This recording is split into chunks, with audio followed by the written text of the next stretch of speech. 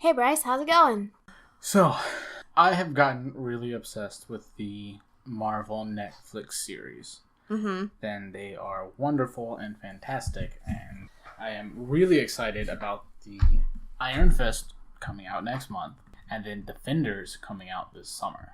And it should come faster.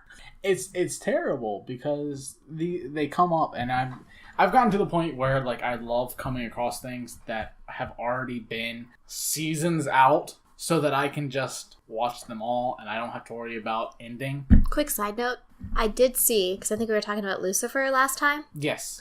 I saw that Lucifer was renewed for another season. I thought that would make you happy. Yes! If it wasn't, then somebody was doing their job wrong. And I needed to go have a nice little conversation with them. Crack knuckles. With carrying some of my yard working tools that would come in great handy when I travel there and need to work on lawns or such. But I'm sorry, continue with the Marvel's Defenders. So I've gotten through the first season of Daredevil and the Jessica Jones and Luke Cage, which were all wonderful. And I've started getting into the second season of Daredevil, which we were talking about a couple weeks ago, about Fisk, and how in the first season he's a little... Off camera, just so people don't they were not. I think this is out of... we were having a conversation when we should have been doing our jobs. I mean, we were totally doing our jobs. You were doing your job. I was avoiding my job. As I am such to do. Anyway, so yes, we're having this conversation about Fisk. Yeah, because we were talking about how he's just... when you think of Fisk, you think of, okay, he's a big, powerful, confident man. You know, he comes in, he takes over. You know, he is a dominant force. When I see Fisk in my head, which I know I just said I had a birthday, this will obviously date me. I see the Amazing Spider-Man cartoon series with the big, the guy juggernaut of a guy in a huge white suit. 6'5", 500 pounds. Yeah. Of what looks like fat, but is really just solid muscle.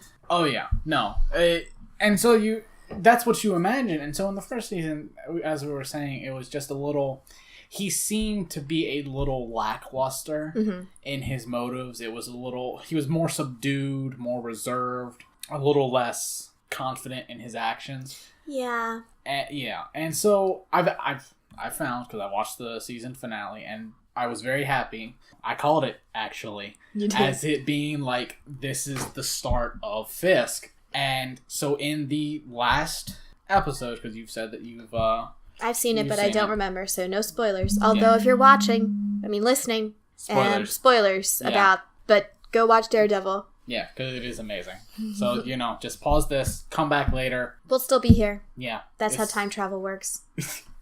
Yep, it's time travel. Nothing to do with recording and our saving past selves are talking to future listeners. What's not time travel about that? Okay, I get let's try to push the nerdy up to 11 here. Let's outdo ourselves here. But yeah, so I did call it. It was the beginning of Fist, to where he's really coming into his own. So at the very last episode, he gets arrested. Yes. He is in a nice big armored truck. He's got the handcuffs, and he starts talking to the two SWAT guys that are there with him. And he tells this story that he remembered from reading the Bible. Of course, he says it was more curiosity than faith. Sure. And so he's talking about how in this story, a traveler goes along, he gets robbed by bandits, and he gets left to die on the side of the road. And, I think he said a priest walks by and he doesn't help, and a rabbi walks by and doesn't help, and then all of a sudden a good Samaritan comes by and, picks him up, takes him to an inn, pays, all of his money to the innkeeper to take care of him, and he just did it because he was the guy's neighbor and just wanted to do good. And so he was talking, and as he's finishing the story, he's like, I always thought that I was the good Samaritan, but I've come to realize that I am the ill intent.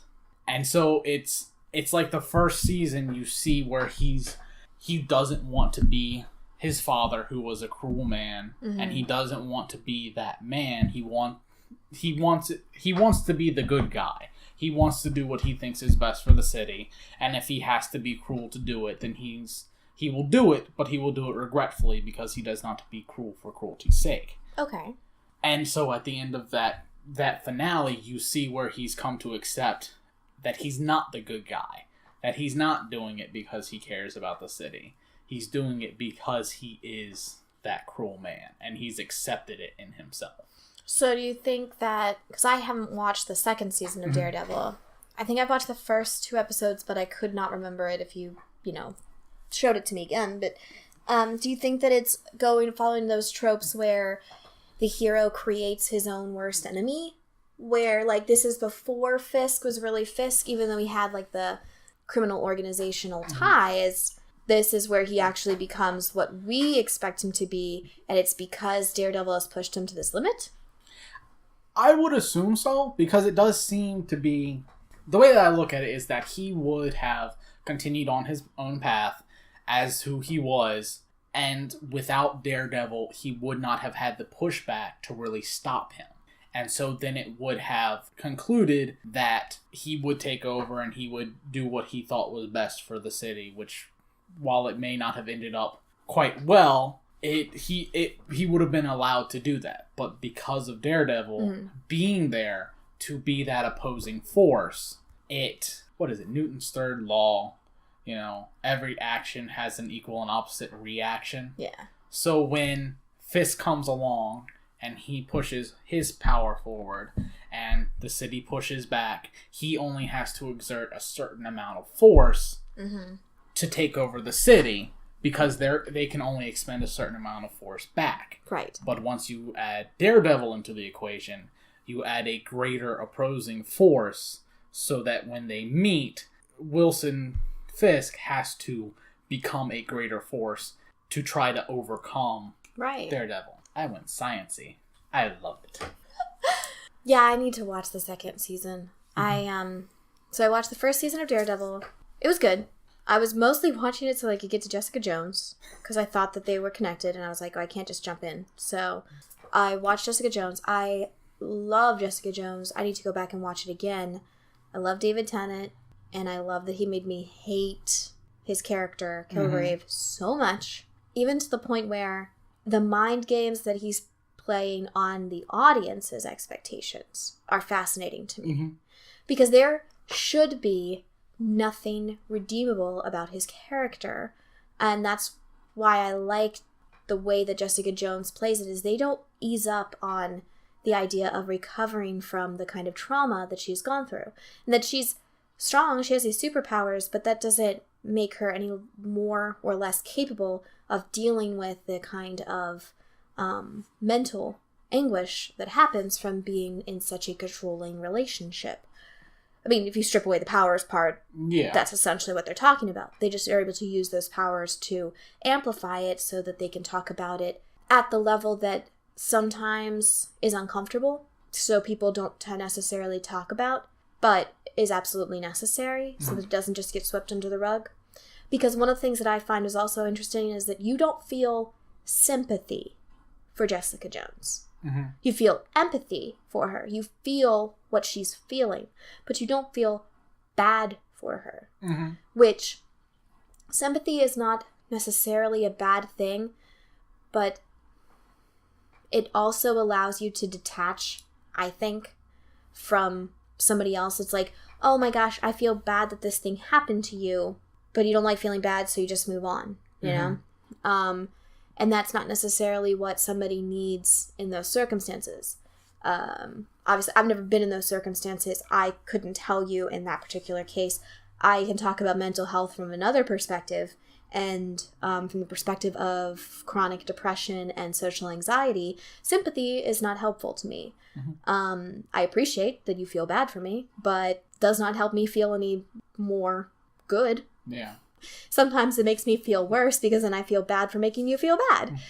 But the mind game, at one point in the season, I think they tried to say that Kilgrave can't help his powers any more than Jessica can help, like, destroying a clock if she hits the snooze or something. Mm-hmm. That if he says something, then it takes more exertion to stop it from being a command and just be a thing.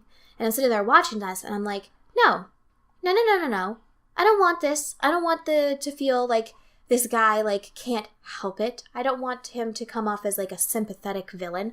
Loki can be a sympathetic villain. Loki has problems, but in the end of the day, he still kind of does bad, so he's still a villain, you know? But this guy is deplorable, and he does not deserve my sympathy. And then in the end of the episode, it's very clear that he was just trying to gain sympathy so that he could work further for his controlling means. And I like the mind games that he plays on Jessica, reflecting meta, you know, the mind games that were happening to the audience watching it, because you're kind of like, well, I don't know, maybe, but no. Yeah. And then, you know, so on and so forth. So Jessica Jones, I could watch that again. I might have to start it up again and then start talking about it even more, because I really much, I liked that a lot. I haven't finished Luke Cage. I've, like, halfway through the season. And I don't know what happened. Sometimes I like binge something and it's like I have to finish it. Sometimes if I'm watching it, if I'm staying strong, then I'm fine. But then if something else happens or whatever, I just don't have time to go back to it for like a couple of days. I just won't go back. So, but I liked Luke Cage. What I liked about Luke Cage the most was, obviously, as a white woman who has not lived in anything that could be considered an inner city, I have no direct experience with any of the things going on in Luke Cage. But I liked being exposed to, particularly, my favorite part is the show's indirect discussion of the N-word. That the characters that use it in the show are not characters that one would like to emulate, and that the characters that you should emulate in the show take offense to those words.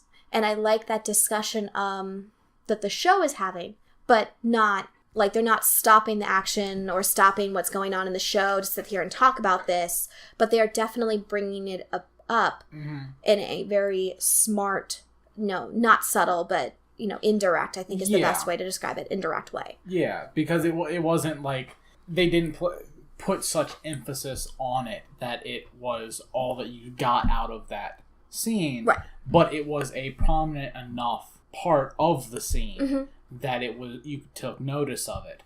And just going back to Jessica Jones, I did also greatly enjoy it. It had its slow points, but I do really appreciate the more, like, mental aspects of the entire series. How, while yes, you did have, you know, Jessica Jones with her powers and everything, and Kilgrave with his powers, it did have more of a mental strain instead of a physical obstacle. Yeah. And as you were saying, like, with him trying to gain sympathy by saying, you know, it's such a struggle with everything, I can understand if it was a good person who had obtained these powers and it was, okay, I am struggling every single day attempting to not accidentally force someone to do something. Right. Because at that point it's like, okay, well, it's a normal person trying to do good and not, you know, take over people's lives.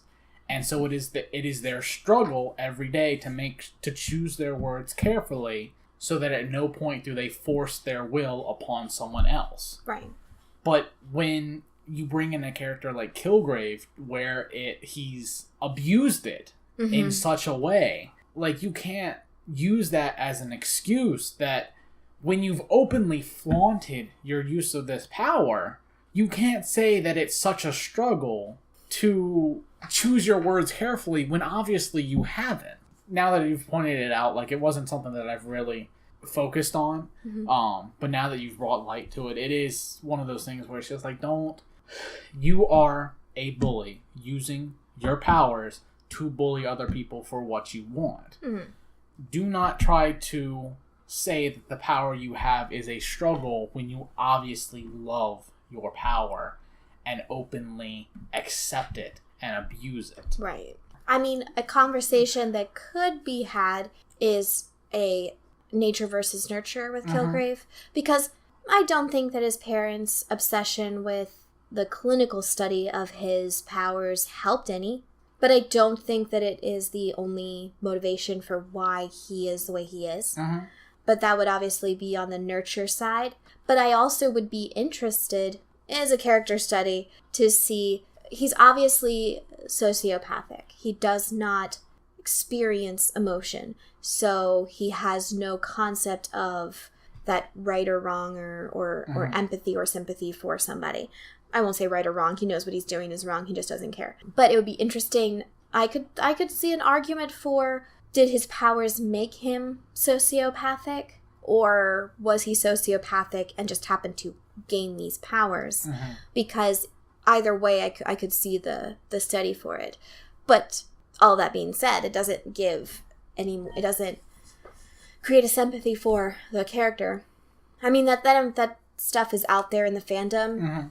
And I kind of like, it's a shame that as soon as that came out, people like shipped Jessica Jones and Kilgrave together and like tried to say that, tried to make it into more of a Beauty and the Beast style, like he's got a good part and she could just save him, But there's not a lot. It's not a heavy portion of the fandom, which is nice. There is this understanding is like, no, there is nothing healthy about this. It's like when we were talking about Suicide Squad. I think we've talked about it like 2 or 3 times. I think maybe it's not ended up on the podcast at all, so we'll just talk about it again here. The idea that people, I knew that it was going to happen when the movie came out, that people were going to want to dress up for Halloween as Harley Quinn and the Joker from Suicide Squad. And don't get me wrong, I think that Harley Quinn looks super freaking awesome in Suicide Squad. But the portrayal of that relationship as anything to be emulated, outside of the idea of, I made this really cool costume and I want people to see that I have these skills to make this costume, because that's a thing. People, you can cosplay as a bad guy. It doesn't make you a bad guy. Yeah. But there is nothing healthy about Harley and Joker's relationship. Period. He is an abuser and a controller, and she is so beaten down by that she just lets it happen to her over and over again, and has created the persona of Harley to kind of shield herself from the reality of what is existing in that relationship. Now, I think, because I've only seen a couple of panels, one on Pinterest or Tumblr or both or something. I think that is actually discussed in a comic. And if somebody knows the answer to that, they can please send me that information.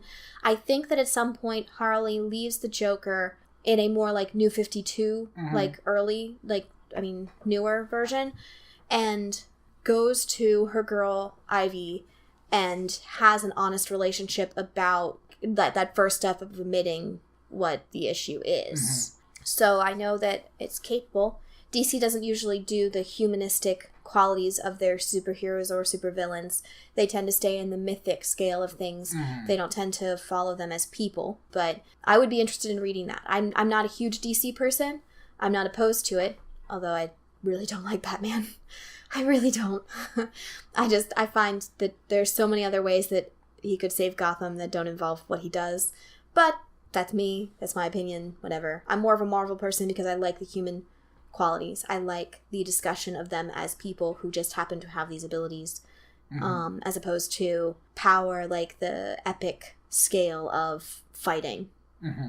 Because even when I'm watching a Marvel movie, when the destruction of the city starts to happen more and more and more towards that like super action, awesome fight scenes, all I can think of, who has to clean this up?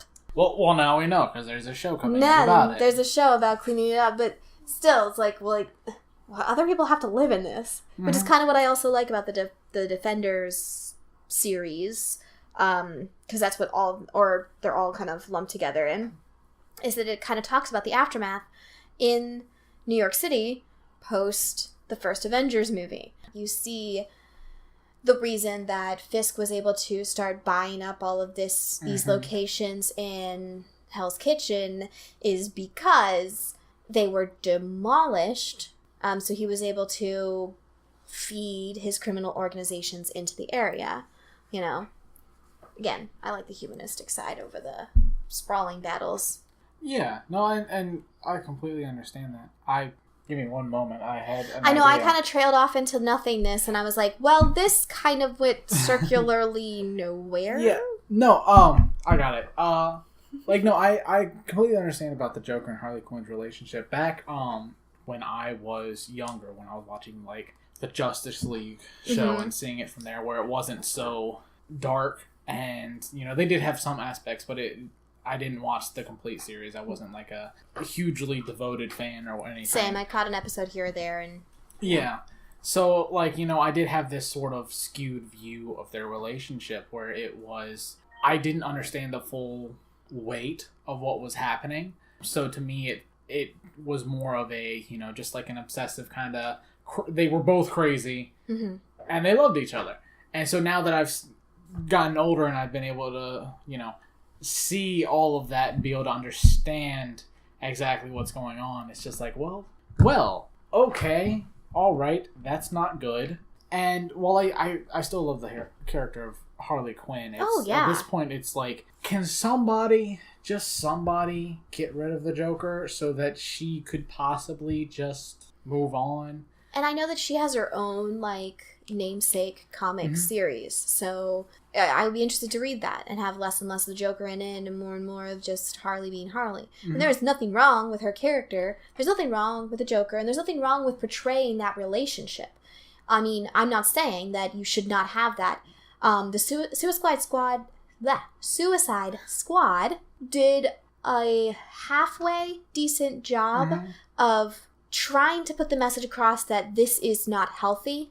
They didn't go the full distance. I remember walking out of the theater with what was the first date with my now boyfriend, walking out of the theater and turning to him and being like, well, I feel like teenagers are going to see this and emulate this as opposed to, wow, that's super not healthy. Yeah. It's not that I want the relationship nixed, because not talking about it is just as bad. Yeah. But I wish that there was a little bit more. It doesn't have to be, like, explicit, but just there should be no redeeming quality to their relationship. Yeah. And, you know, honestly, I haven't seen, like, the extended version, and unfortunately, I have a feeling that the extended version, like the extended version with Superman versus Batman, is where they cut scenes that were pivotal to the movie itself. I've heard that, yeah. Like, because I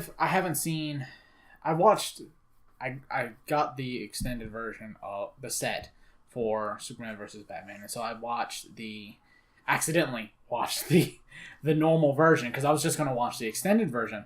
And so I watched the normal version, and I got about halfway through the extended one, because it's like 3 hours long. Jeez. So I was watching through it, and I got about halfway, and just from that halfway point, it makes so much more sense, because the scenes that they cut out are like, and if you haven't seen it, please watch it, you know, spoilers, we should have a standing thing. As soon as we start, you know what, we don't really know where this is going, but spoilers. And we're going to try, just like, start off not immediately going into spoilers with every topic. Start off, like, you know, surface, then go deeper, so you have a chance to just be like, nope, pause, then come back. Yeah. But like, the scenes that they took out were like at the beginning when have you seen it? I have not, but I have no desire to. Okay. Like, it's not bad with the extended version. I've heard that the extended version is much better.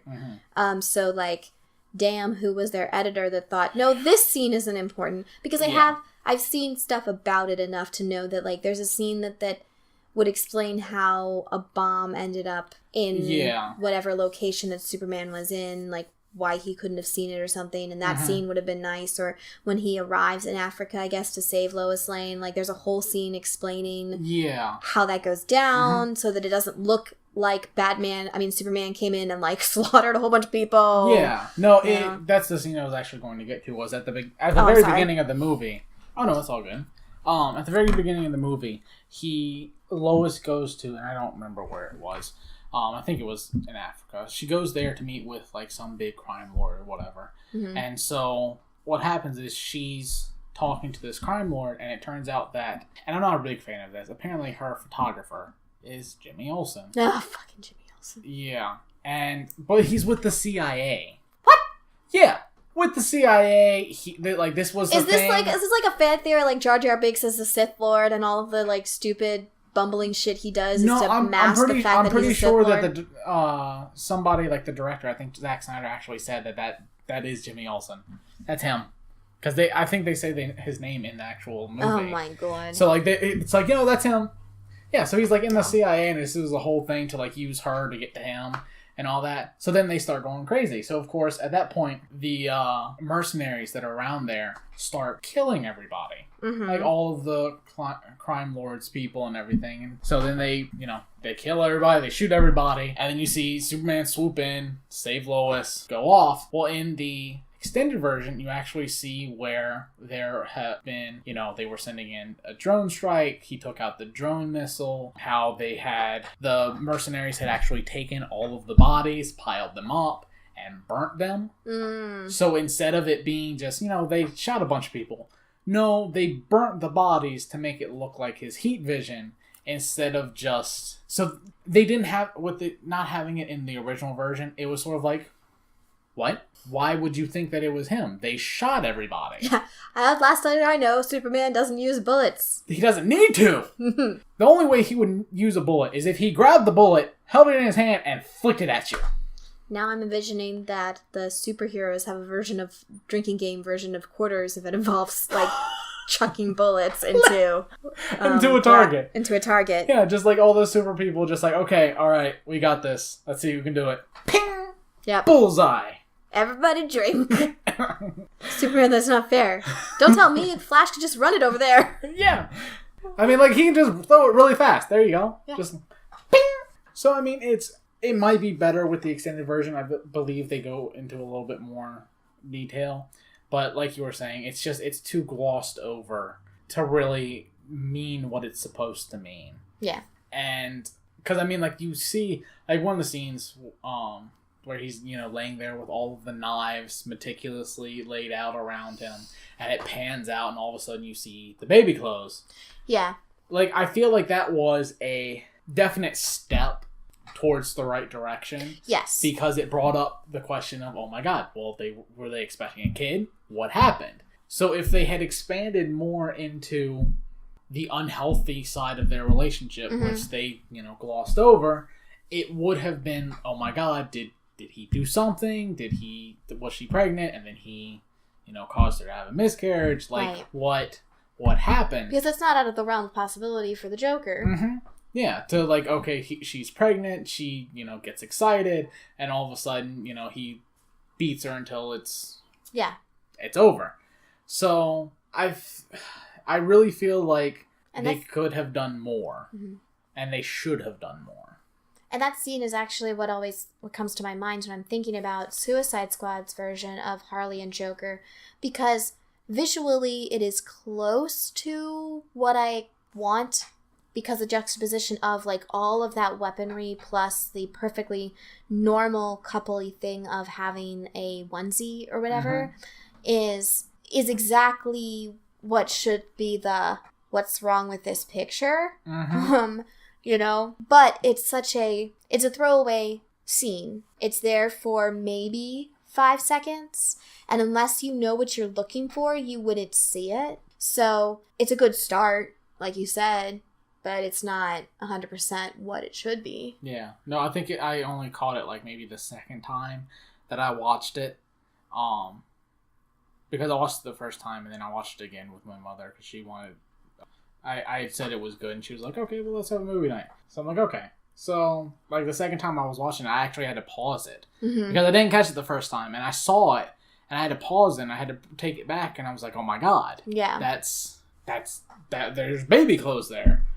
And I remember actually seeing, I believe I caught it on Facebook or whatever, snippets from a comic to where Harley was in, like, a jail cell talking to somebody, and she was confessing that she had a child and that she ran away. Mm-hmm. And she gave the child to somebody so that it could be safe because she knew what would happen. And so she had to get the child out. So in like that sort of instance, it shows that she understands exactly how damaged their relationship is. Right. And that it's not healthy. Mm-hmm. And it's not a relationship to be in. But she's in it. Mm-hmm. And unfortunately, with the way that everything's gone and how she's been beaten down, she just can't help it at this point. Yeah. I think we were originally talking about Marvel's Defenders, and we started talking about DC stuff. So, Iron Fist comes out next month, March something. 17th, I believe. Oh, just in time for St. Patrick's Day. Aye, laddie. We're gonna have ourselves a wonderful time. I'm going to take my time, sit down, watch me some Iron Fist, and then I'm gonna drink away the pain. What's interesting, have you seen the trailer? Yes. For Iron Fist. So I saw that. I don't know much about Iron Fist. I didn't know much about Luke Cage. There are 2 Avengers cartoons on Netflix right now. Like, there's one that's called Avengers Assemble, and there's one that's called, like, Earth's Mightiest Heroes. And I don't remember which one goes into a more expansion of the superhero universe. But in one of those, there is a couple of episodes that have Luke Cage and Iron Fist in it. But they're both mercenaries for hire, and they're just like, whatever gets paid, that kind of thing. I did not realize that Iron Fist has, like, a Batman-esque, or, like, because I did watch, like, the first half a season of Arrow, or, like, Green Arrow thing, where, like, he gets stranded somewhere and learns Kung Fu, and comes back to take back his corporation something. Yeah. So I'll be interested to see how that plays out, because I just thought he was like Luke Cage, somebody who had taught... Luke Cage became if you watch them, you see an origin in there. Whether it's the true origin or not, I don't know, because I don't know Luke Cage. But it's the origin they're going with for this one, so that's fine. But that I always had it in my mind, I guess, that Iron Fist was somebody who taught himself how to fight, and then just became incredibly good at it, and made money that way, So he'll take... They're not anti-heroes, but they are not true heroes, because they'll fight for whoever's the highest bidder, but they won't, like, take jobs from actually, like, bad guys. Mm-hmm. So I'm interested to see how that whole corporate end of it plays out, and what part of New York that Iron Fist is in. Maybe they said it in the trailer and I don't remember. I don't remember. But yeah, no, it will be interesting to see exactly how that plays out, because I'm with you. I don't know much about Iron Fist. All I know is from the trailers. But it will be interesting to see how exactly it comes into play of him coming back and, trying to take over the company again and everything else, and the pushback from that. I do also enjoy how with these shows that they have such a crossover. Mm-hmm. Because like you see in the trailer, the drug lord, the old lady, I think Chinese? I think they said she was Chinese. And that's part of Fisk's organization in the first season of Daredevil? Mm-hmm. Gotcha. And so it is kind of cool to see, okay, well now you see that now she's coming into play in Iron Fist. And you can kind of understand because they're in the same city. Mm-hmm. But it's still interesting to me to see how it plays over. And because I was watching... I watched Arrow and The Flash. I haven't gotten into Supergirl or DC Legends of Tomorrow. Yeah. But I do watch those. And they did have a 4-night crossover. Mm-hmm. Granted, Supergirl's was really just sort of like at the end of the episode, Flash shows up.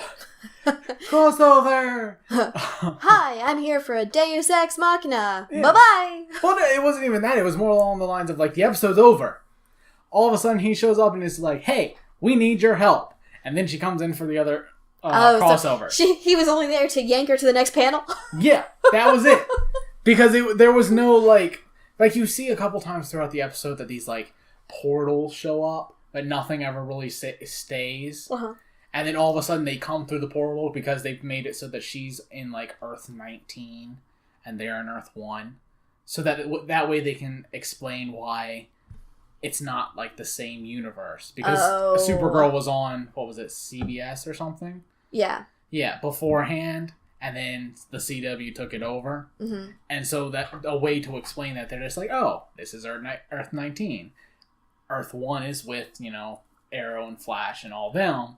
And then Earth 19 is Supergirl. And then that way they can explain any inconsistencies between that. Oh, that's pretty clever. Yes. So using that old multiverse. Mm-hmm. So I do really enjoy how when they cross over like that and they make mention, even like the small ones of like in Daredevil season 2, they've got Claire, the nurse, and she just the nurse. Or, I love the nurse. Yeah. Where she just like offhandedly mentions like, I was helping out a friend, a real big guy, even stronger than our mutual friend, meaning Daredevil. Yeah. And so I love that this is the world that they live in. Mm-hmm. There's no real disconnect. This is the universe. There is reason why they would mention it. Because they know about it. It's close by. So it's understandable that it would just be like a common thing to mention. So it really fascinates me to see that. And in a non-gimmicky way. Mm-hmm. Like their settings for each of the different shows, their settings are really microscopic. Yeah. Because they are dealing with a neighborhood. Now granted, I live in New York. Those neighborhoods seem pretty small from the outside perspective, mm-hmm. but they could be just, large enough mm-hmm. that you could never run into the same person, but also conversely, you could be, I think they make mention in Luke Cage about how one of the characters is from Daredevil, he's like an arms dealer or whatever in Daredevil, and he takes like a 15-block walk into Harlem, so it's not that they're so far away that you couldn't just walk to the other one in an afternoon or something. Which is kind of cool because then you're dealing with scale and scope mm-hmm. and the fact that they can do that at a microscopic level in the Netflix series, but then deal with a grandiose level in their movies mm-hmm. is really fascinating. And that they can have those crossovers and not be gimmicky. Like, Rosario Dawson's character, the nurse, is an actual character in the comic book series that she is called the nurse because she treats all of the superheroes. They are the person that you go to. You go to her because you are too injured. You can't show up at a hospital. How are you going to explain that away? Because every time, if they find out that you got shot by a bullet, they send police officers to talk to you in the hospital bed because you got shot. So she treats them, and in the series she's a nurse because women, of course, could not be doctors. That's just ridiculous. But fortunately in this one, they're willing to, flow with the times. And of course, because she's smart as a whip and Rosario Dawson, so of course she's a freaking doctor. And the fact that they made her an ER doctor gives her the broad-based knowledge of being able to treat any basic medical wound that comes in without her being too specialized, where it's unbelievable that she would know how to treat this injury this week or this injury the next week. Mm-hmm. So I like that she can kind of tie them all together without having too much of a crossover until the time comes for the Defenders for them to have a crossover. So now I don't know if they're supposed to make a appearance in the Infinity Wars Part 1 or Part 2. I remember that when Daredevil went over well and they had signed, and then Jessica Jones had just come out and they were talking about the fact that this was all going to lead to a Defenders show. I think that there was some speculation for that, but I don't know if that speculation has turned into actual positive. I know that the Guardians of the Galaxy are making an appearance in Infinity Wars because, they actually have... It's really the best way to explain how Thanos ends up in our galaxy, truthfully. Yeah. Because he has direct correlation with in their galaxy. Yeah. So really it's the only way to explain, But it would be interesting to see, because it's supposed to be a 2-part movie series. It'd be interesting to see what all that means. No, I do greatly enjoy how it plays into the more, because you always see, like, with their movies, it's always, you know, like you were saying, grandiose. It's a big theater, and so they're protecting, like, the world, not just one little place. And so it's interesting to see how there's heroes, to see the perspective of heroes who aren't on the grand scale of things, but are still trying to make a difference in their own little area. And so it's like, okay, no, I may not be able to go toe-to-toe with, you know, aliens flying from the sky and trying to destroy New York. Or killer robots. Or killer robots. But I can still make a difference in the day-to-day. So it is really interesting to me to watch that and to see the scale. Yes, the scale. Thank you. My mind just hit a brick wall. Yeah, and it just stopped. Couldn't go no further. Blank space, baby. Well, I think we've talked about as much as we can talk about for one sitting, at least. I mean, I'm sure we could talk about this all over again. Yeah, I think I was about to say, I think you're completely underestimating our powers. Like, to just talk into a microphone? Yeah, like to forget super hearing, forget bulletproof skin, who needs super strength. Nah. We don't deal with any of that. Infinite nerd talk. That's us. It's the ultimate power, because what's going to stop somebody faster than a nerd going on a tangent? Because they will walk away. They will totally. Just nope. I'm not dealing with this. That's how the Infinity War should end. It's just the one lone nerd walks up, like, in the middle of this grandiose battle, and Thanos is just like, "Huh, I could kill you easily." Oh, really? Well, and just starts, and then you see his eyes widen, and the vein starts, then all of a sudden he's like, "Nope, not dealing with this," and just skedaddles. Right. So I think this is probably where we should leave off. Yeah. For this episode of two nerds talking into a microphone, otherwise known as Hey Bryce. If you like what you heard, please like and subscribe. Follow us on Facebook, YouTube, and Tumblr at Ancient B. That's ANCIENT, capital B. And on Twitter at Ancient B with 3 E's at the end, because that's how far we had to go to get an original handle. Whatever works. I'm Heather, and you can find me pretty much all over the web. Tumblr, Twitter, YouTube, and Pinterest at The Fae Lady, TheFaelady. And then I, Bryce, you can find me on Facebook. I should be connected to the Ancient Bee page. If not, you can always look up for Bryce Furman. I don't have some fancy name on that one. But I also do have a Twitter, the Twit. And that is my lovely old high school nickname. I believe it is under B Fizzman. BFIZZMAN. If you need to get in touch with me for any reason, information, you want to talk about the subjects that we've talked about today, or just something you would like. You have other topics you want to talk about? Yeah, absolutely. Just more topics you want us to talk about, things you want us to check out, give our opinions on. We will be more than happy. We're opinionated. We are absolutely opinionated, and we love nerdy things. So just share it. We will gobble it all up. We are hungry for the nerddom. And as we sign off, I just want to say that, in this current world of uncertainty, I think what is truly needed is a little bit of empathy and compassion above all else. So, in the immortal words